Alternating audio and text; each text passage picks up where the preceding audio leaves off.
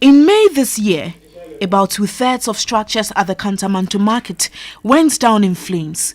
Property worth millions of cedis were destroyed. Fire service personnel of the Ghana National Fire Service took nearly 6 hours to bring the ravaging fire under control. On May 21 this year, 2 weeks after fire gutted the Kantamanto market, traders returned to the same base. Then tents and umbrellas became the order of the day. 5 months on, the makeshift tents and umbrellas had been changed to permanent stalls. But before fire gutted the Kantamanto market in 2012, the Ghana National Fire Service gave its usual recommendation, which fell on deaf ears.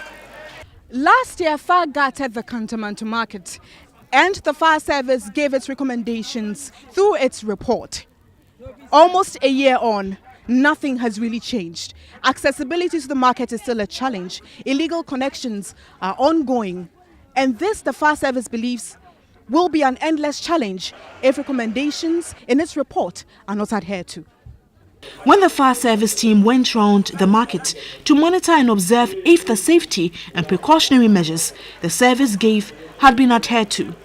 All that they have in there are illegal electrical connections. There's only a few small gates. When there's a fire outbreak there, it will be difficult for the fire engine even to get here. There's no a fire hydrant point within this area. So if there's fire, we either have to go to Accra City, our main station there, or look for the nearest point where there's a fire hydrant which has water flowing to come and do the firefighting. And by this time, the fire will also not be waiting for us. Defying the toothless Accra Metropolitan Assembly's order not to put up structures, traders did, and as always, with the wrong materials like combustible roofs. Some tailors in the market were connected to one power source, and in case of any eventuality, your guess is as good as mine. Power cables lay on the floor, and even this beans vendor was unperturbed. The traders have no firefighting materials, and neither has the market a hydrant because the structure is not well planned. I asked the second-hand cloth dealer why she was still selling at the market and would not move to Odorna. The government should provide us with fire extinguishers. But they provided the hawkers market at Odorna. You didn't move there. Oh, that place is too small for us. If you don't go, how would your other friends follow? I did to papa. And in so cry to talk rana. Odorna, the way a uniform honor. That found near me, no kind of cry.